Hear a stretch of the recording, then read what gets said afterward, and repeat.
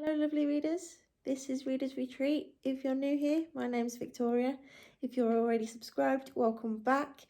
Today's video is, well, I wouldn't say it's a mini haul, but it's a haul for you. These are books that I've just accumulated over the past couple of months. I've bought them all and I seriously need to stop buying books, but I never will, so I've given up trying. Really. So yeah, I've bought all these myself as gifts to me. So I'm gonna dive in and show you what I've got here because I'm pretty excited about every single one of them, to be honest with you, and I can't wait to get to them. So yeah, I'm really looking forward to this. First up is a new trilogy. It's not necessarily viewed as a trilogy because they are almost separate stories, but it's written in such a way that you understand it better if you read them in succession.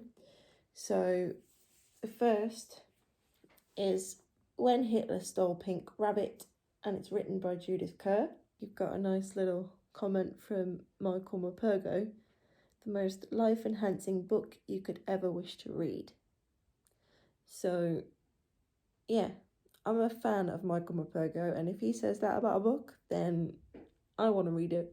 And to be honest, I just fell in love with the cover because it's really intriguing to me. 50 years of a classic family story of escape and refuge. Suppose your country began to change. Suppose that without your noticing, it became dangerous for some people to live in it any longer. Suppose you found, to your surprise, that your own father was one of these people. That is what happened to Anna in Germany in 1933. Anna is too busy with schoolwork and tobogganing to listen to the talk of Hitler. But one day, she and her brother are rushed out of Germany in alarming secrecy, away from everything they know. Their father is wanted by the Nazis. This is the start of a huge adventure, sometimes frightening, very often funny, and always exciting. Judith Kerr was born in Berlin and left Germany in 1933 to escape the Nazis. This commemorative edition celebrates 50 years of this extraordinary story. So that sounds absolutely enthralling to me, and to be honest, that title as well just drew me in. I was like, I need to read that. I don't know what it was that drew me into it. I just saw it on the shelf and thought, I need to read that. So yeah, this one's the first, and then it continues on with Bombs on Aunt Dainty. And this one, according to the blurb, is her teenage years. So I'm not going to read any of the blurb from this one because I don't want it to spoil anything that might be in the first for anybody that does want to pick these up. But yes, I believe this one is her teenage years, and it is the next chapter in the trilogy of novels based on Judith Kerr's experience, and the trilogy is called Out of the Hitler Time. So that's the second, Bombs on Aunt Dainty. And the third, which is her older years, I believe, is A Small Person Far Away. So this one, she's happy where she is, but she has to go back to Berlin and doesn't want to, without giving too much away. But yeah, I'm really looking forward to picking these up, so I might actually vlog when I decide to pick these ones up so that I can do all three in succession, because that seems to be my thing when it comes to vlogs at the moment. So that's what I'll do. I will vlog these so that you can see my thoughts as I read them. Next was a pure impulse by the cover. A Declaration of the Rights of Magicians by H.G. Parry. I know absolutely nothing about it. I just read that title and thought, I want to read it. So let's find out what it's about. I think it's quite fun to find out what it's about together. Oh, there's a little bookmark in there. I didn't notice that. Look at that. That's cool. Oh, that's upside down.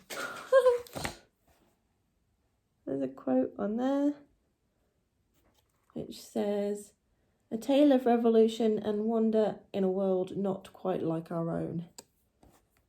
And then there's another quote on the back that says, "A rich, sprawling epic full of history and magic by Alex E. Harrow." There you go. Nice little bookmark. I can use that while I'm reading it. That's cool. Didn't know that was there. Right. A sweeping tale of revolution and wonder in a world not quite like our own. It is the age of enlightenment, of new and magical political movements, from the hypotheses of Robespierre calling for revolution in France to the weather mage Toussaint Louverture leading to slaves of Saint Dominique to freedom, to the bold Prime Minister William Pitt legislating the use of magic in Britain.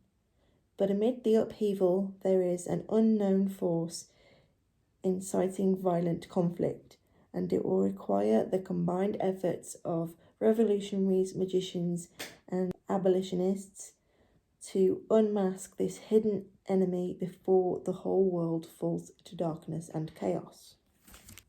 Oh, wow. Okay, I've just turned to the publication page and it says, number 418, a first edition, one of 1,000 numbered copies from Goldsborough Books.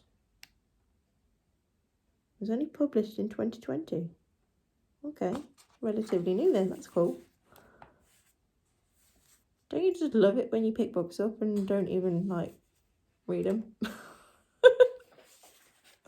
This is great. I can't wait for this one. Wow, that sounds really cool. Okay.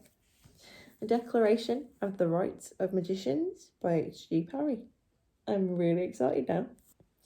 Next up is my most anticipated read of the year. You may have already seen this if you've watched my October TBR, because I need to get to it as soon as possible. So it's on my October TBR and I'm hoping that I get a chance to read it this month. So,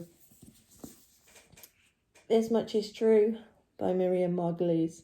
It's her biography and I am so excited. You would not believe how excited I am to pick up this book.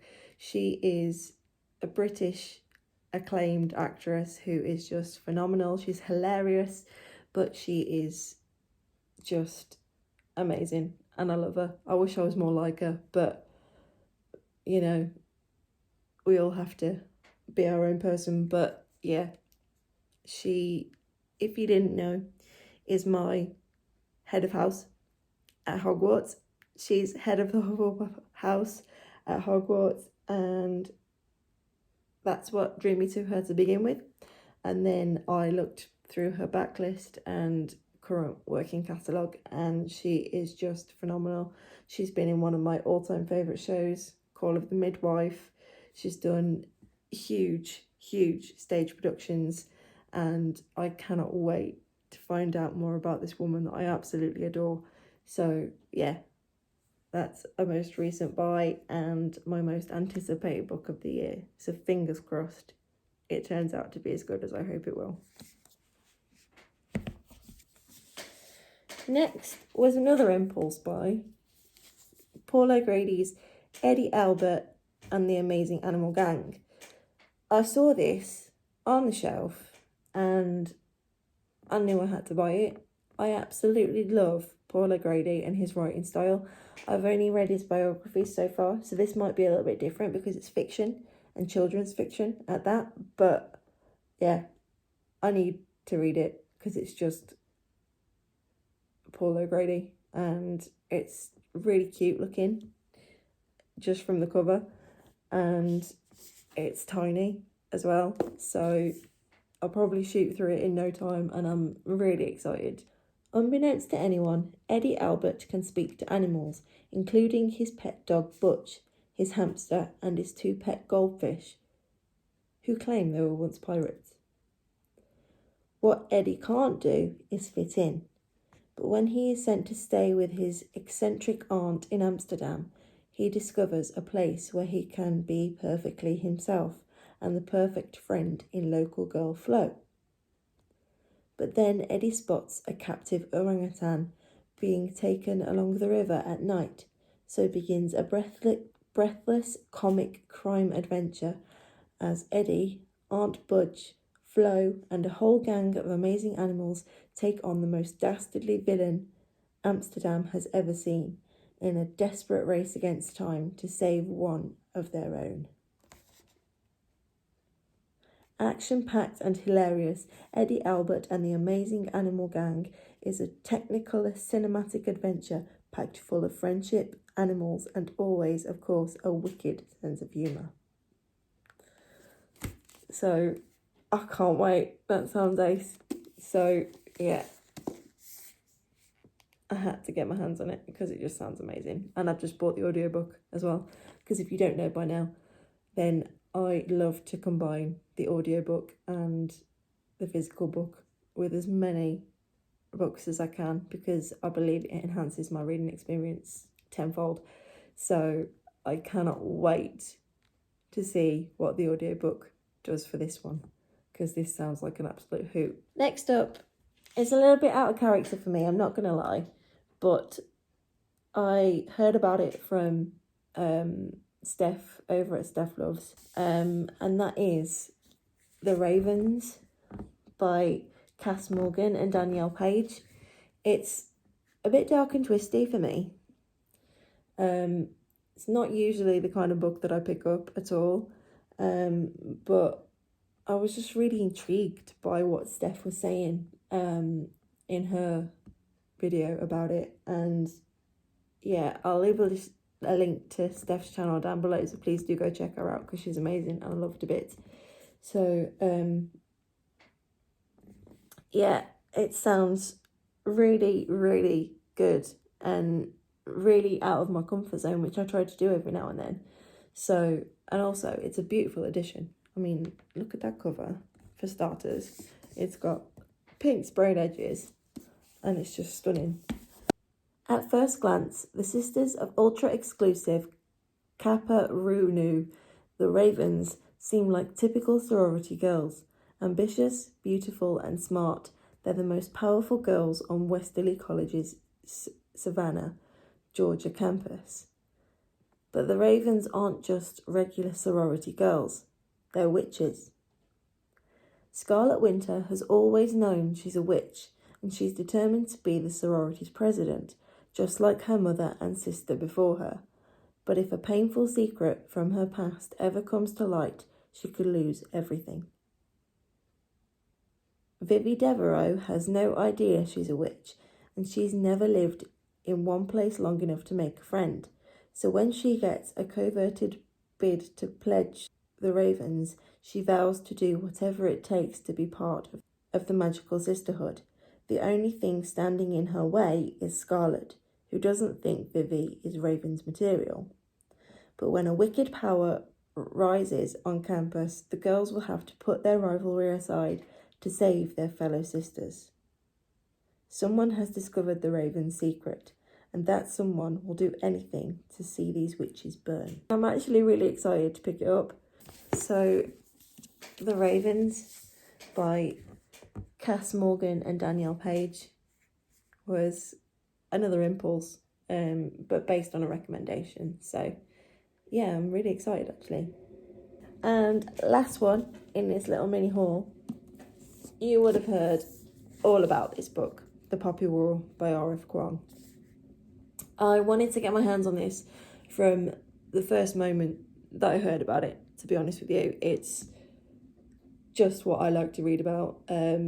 Slightly political, adventurous, and just one of those that will surprise me, I believe. A lot of it is hard-hitting, apparently, according to the reviews that I've seen. And there are huge triggers, so I'm hoping that it doesn't affect me too much. But at the same time, I like to push those limits sometimes. And this is a hardback copy, which I adore because it's a beautiful cover and it's got sparkly sprayed edges. I am such a girl. I love a bit of sparkle. I don't care. So yeah, I am absolutely chuffed to bits to have a copy of this finally. It's a really pretty hardcover as well because it's got RFK inscribed in the front there, which is obviously the author's initials, which is a really, really clever touch, actually. Not what you'd expect. It's been raved about for so long on Booktube, and I've been absolutely desperate to get my hands on a copy, so I was absolutely chuffed when this popped up on Depop because I needed it. She's a peasant. She is a student. She is a soldier. She is a goddess. When Rin aced the Kiju, the empire-wide test to find the most talented youth to study at the academies, it was a shock to everyone. To the test officials, who couldn't believe a war orphan from Rooster Province could pass without cheating. To Rin's guardians, who always thought they'd be able to marry Rin off to further their criminal enterprise, and to Rin herself, who realised she was now finally free of the servitude and despair that had made up her daily existence. That she got into Synagogue, the most elite military school in the Nicara Empire, was even more surprising. But surprises aren't always good. Being a dark-skinned peasant girl from the south is not an easy thing in Synagogue. Rin is targeted from the outset by rival classmates because of her colour, poverty, and gender. Driven to desperation, she discovers she possesses a lethal, unearthly power, an aptitude for the nearly mythical art of shamanism. Exploring the depths of her gift with the help of a seemingly insane teacher and psychoactive substances, Rin learns that gods long thought dead are very much alive, and that mastering control over her powers could mean more than just surviving school. For even though the Nicara Empire is at peace, the Federation of Mugen still lurks across a narrow sea. The military advanced Federation occupied the Nicara Empire for decades after the First Poppy War, and only barely lost the continent in the second. And while most of the people in the Empire would rather forget their painful history, a few are aware that a third Poppy War is just a spark away. Rin's shamanic powers may be the only way to save her people, but as she finds out more about the god who has chosen her, the vengeful phoenix, she fears that winning the war may cost her her humanity, and it may already be too late.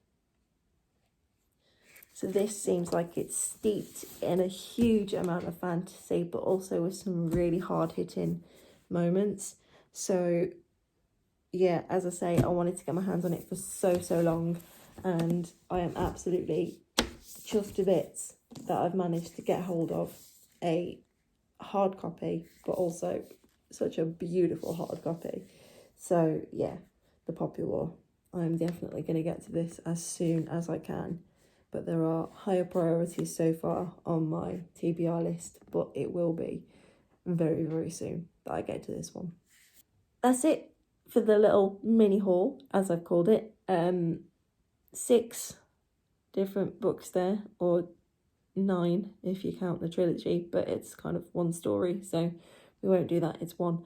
But yeah, I'm really excited about each and every one of those, to be honest with you. And yeah, I just wanted to let you know what I'd been buying over the past couple of weeks, and why I picked them up, really.